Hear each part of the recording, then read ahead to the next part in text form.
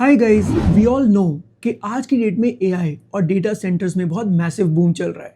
इसलिए आज की वीडियो में हम एक ऐसी कंपनी के बारे में डिस्कस करेंगे जो इस इंफ्रास्ट्रक्चर को बिल्ड करने में बहुत इंस्ट्रूमेंटल रोल प्ले कर रही है। कंपनी का नाम है नेटवेब टेक्नोलॉजीज और ये कंपनी के अभी Q4 FY26 के रिजल्ट्स आए हैं and the results have been nothing short of phenomenal. मतलब कंपनी ने अपनी FY26 के अंदर अपनी सेल्स ग्रोथ को 90% ग्रो किया है। तो आज की वीडियो में हम इस कंपनी के बारे में बहुत डिटेल में डिस्कस करेंगे, लेकिन उससे पहले हम एआई इंफ्रास्ट्रक्चर के कुछ बेसिक्स को अंडरस्टैंड करेंगे। गाइस, सबसे पहले हम बात करेंगे दो इंपॉर्टेंट टर्म्स के बारे में। One is high performance computing and the other one is AI computing. High performance computing क्या रहती है गाइस? लाइक फॉर एग्जांपल, जैसे पहले के टाइम पे क्या रहता था, मतलब आज से 5 साल पहले बेसिकली क्या रहता था ना, कोई भी अगर मेजर कोई बड़ी कंपनी है, फॉर एग्जांपल मैं बात करता हूँ चलो एक फार्मास्यूटिकल कंपनी की। अब फार्मास्यूटिकल कंपनी है, लेट सपोज उसको ना एक बहुत ही स्ट्रॉन्ग सुपर कंप्यूटर चाहिए, बहुत ही फास्ट सुपर कंप्यूटर चाहिए। तो वो क्या करता था, वो एक बहुत ही स्ट्रॉन्ग सीपीयू ऑर्डर करता था बेसिकली। मतलब इतनी हाई पावर सीपीयू के कोई भी प्रोसेस उसको करना होना तो वो प्रोसेस बहुत फास्ट कर सके।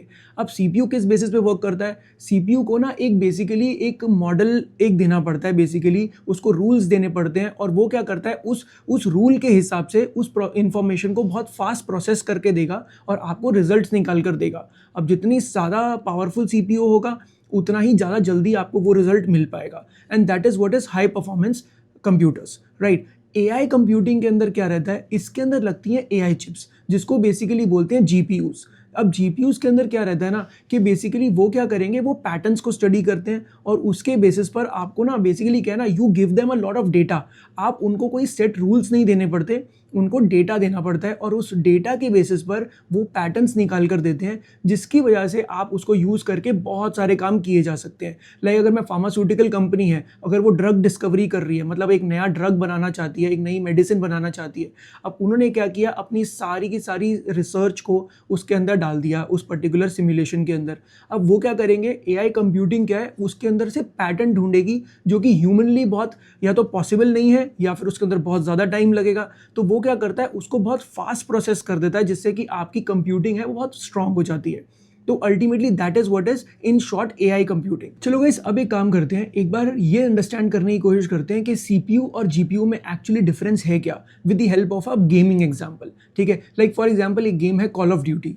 ठीक है, अब कॉल ऑफ ड्यूटी के अंदर क्या रहता है ना, सीपीयू का काम क्या है, सीपीयू ये बताता है कि क्या ये जो गेम है ना, इसके रूल्स क्या होंगे।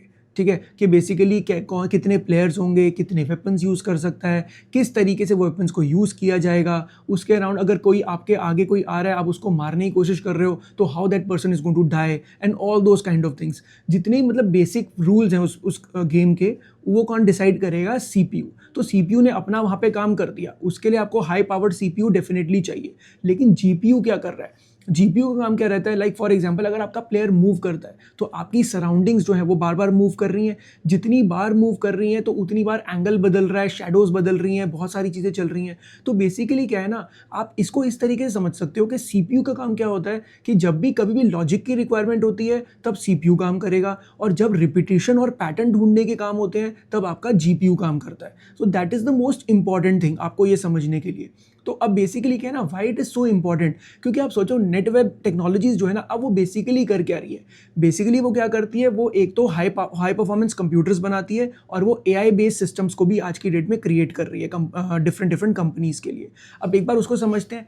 देखो अब होता क्या है ना, एचपीसी की अगर मैं बात करता हूँ, हाई परफॉर्मेंस कंप्यूटिंग, आज की डेट में 60% जो रेवेन्यू है ना, that is coming from HPC and 40% of the revenue is coming from AI systems. और यही अगर मैं 2 years पहले की बात करूँ तो it was just 15% for AI. मतलब एआई सिस्टम्स जो है ना वो बहुत फास्ट इंक्रीज कर रहे हैं।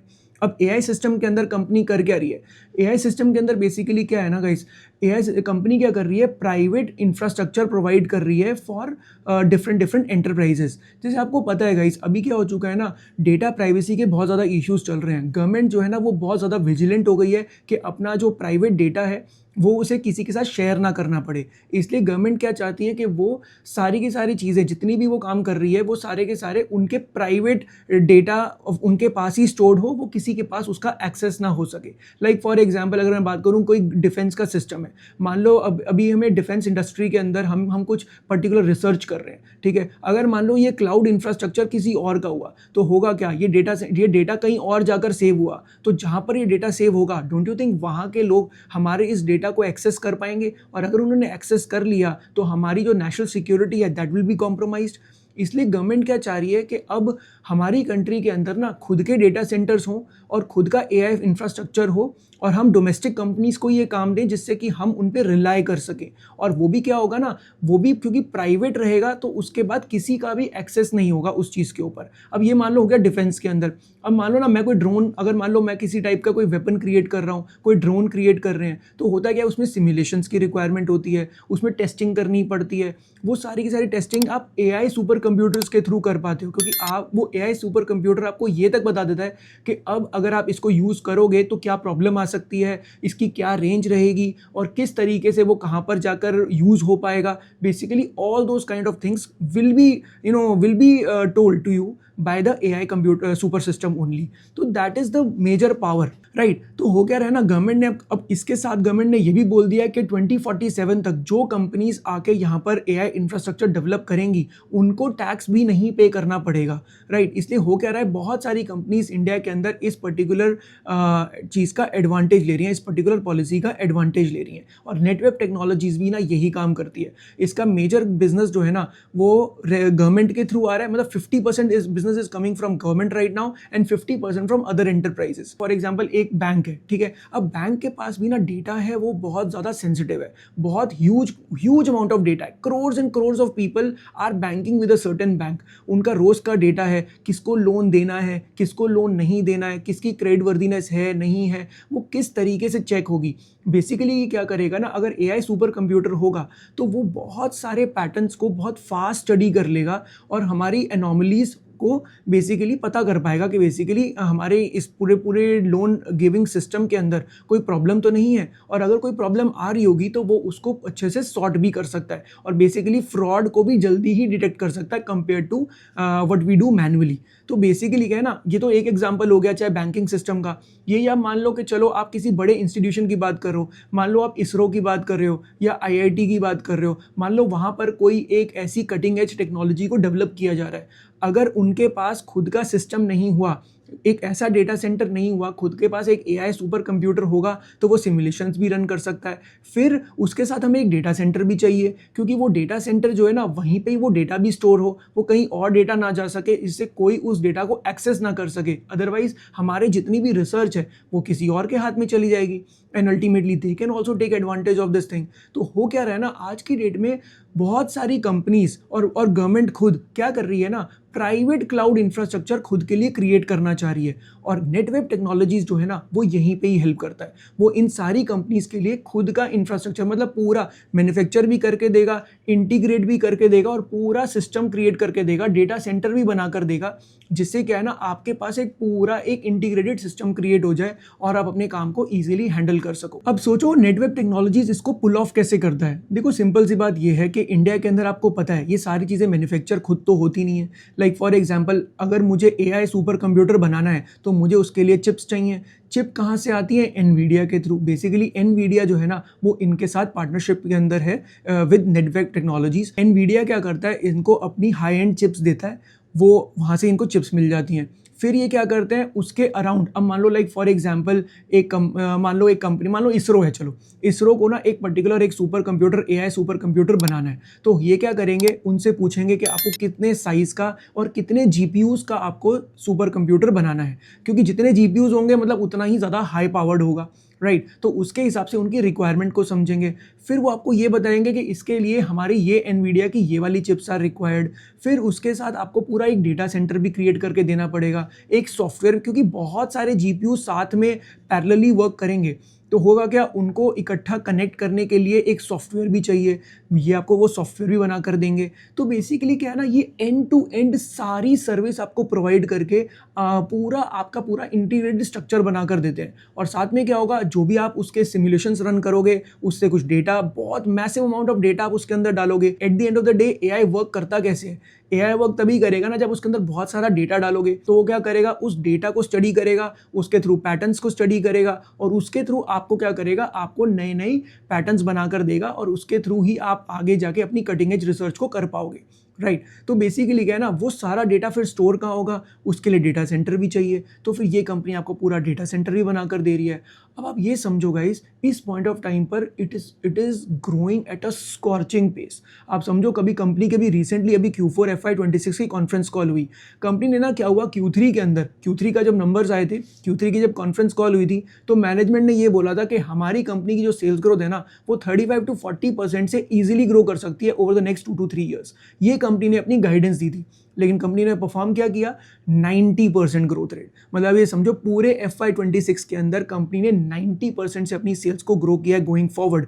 और अभी भी मैनेजमेंट से पूछा, अच्छा आगे अब कैसे ग्रो कर पाओगे, अभी भी मैनेजमेंट बोल तो यही रही है कि 35 to 40% से ग्रो करेंगे over the next 2 to 3 years. But one thing is very very clear कि डिमांड जो है ना, वो बहुत मैसिव है। और आप ये समझो, ये तो सेल्स ग्रोथ हो गई जो कंपनी लेवल पर, ओवरऑल लेवल पर आपकी ग्रोथ हो गई 90%। अगर मैं सिर्फ एआई सेगमेंट की ग्रोथ की बात करूं तो it is unbelievable, it is 459%। मतलब आप ये समझो कि जो Q3 के अंदर जो आपका जो रेवेन्यू कंट्रीब्यूशन जो था ना, वो HPC या हाई परफॉर्मेंस कंप्यूटिंग के अंदर जो 60% था और 40% एआई के अंदर था। एआई का जो कंट्रीब्यूशन है ना, वो एक ही क्वार्टर के अंदर 43%, 43.6% पे आ चुका है। मतलब कहीं ना कहीं this company is growing its AI segment at a scorching pace. और देखो एक चीज़ समझो, अगर एआई के अंदर हाई एंड चिप्स लगेंगी और ये बहुत ही कॉम्प्लेक्स सिस्टम रहता है, तो इसके अंदर मार्जिन्स भी बेटर होते हैं। हमें सोचना किस तरीके से है गाइस, हमें दो तरीके से सोचना है। एक, क्या कंपनी की सेल्स ग्रोथ क्या अच्छे रेट पे हो रही है, और क्या जिस टाइप के प्रोडक्ट के अंदर वो मूव कर रहे हैं, क्या उससे उनके मार्जिन्स गोइंग फॉरवर्ड इंप्रूव होंगे। क्योंकि अगर वो चीज़ें इंप्रूव हो सकती हैं ना, तो डेफिनेटली कंपनी के profit margin are going to improve going forward. अगर वो इंप्रूव होंगे तो ROE कंपनी का बेटर होगा, ROE बेटर होगा तो they will make more money for the shareholders. और अगर ज़्यादा पैसा शेयर होल्डर्स के लिए कमा कर दे पाएंगे तो the stock is also going to do really really well going forward. तो that is the whole premise guys. इसके बेसिस पर अब मैनेजमेंट से पूछा गया कि चलो ठीक है, अब आपकी ग्रोथ तो चलो आपकी 35-40% पे आप बोल रहे हो, एंड आई बिलीव कि आप उससे बेटर ही कर लोगे, लेकिन अब इसके हिसाब से आपने क्या कोई केपेक्स का कुछ प्लान कर रखा है। तो मैनेजमेंट ने बोला कि हमारा अभी इसी साल 15,000 स्क्वायर फीट का हमारा एक ओवरऑल मैन्युफैक्चरिंग यूनिट है, हमारी वो इसी साल कमीशन हुई है। तो अभी क्या है, अभी for the next 2 to 3 years we are completely sorted. हो क्या रहा है, तो इस साल तो कंपनी ने आगे का कोई केपेक्स प्लान आगे नहीं बताया है, लेकिन हाँ obviously we can keep tracking the company over a period of time. Company अपने आगे के प्लान्स को भी रिवील कर देगी। बट अगर मैं ये देखूं, कंपनी के पास जितना भी कैपेसिटी है, वो आराम से नेक्स्ट 2 ईयर्स तक का ईजिली जितनी भी ग्रोथ है उसको आराम से मैनेज कर सकते हैं।